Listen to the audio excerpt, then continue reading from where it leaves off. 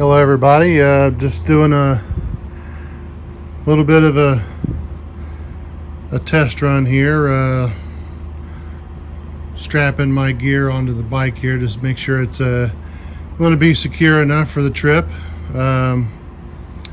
This is Thursday the 5th, approximately 5 p.m. I'm due to be leaving approximately 4 o'clock in the morning local time from Cincinnati, 1,200 mile journey to Sturgis. I will be stopping at some point tomorrow evening for the night, and then hopefully make it into Sturgis at a reasonable time on Saturday.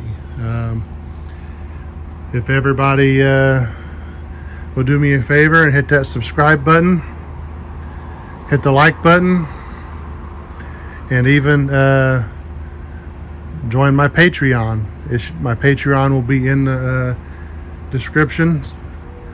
It's only a $3 Patreon fee, and that Patreon will be any content that will be questionable for YouTube.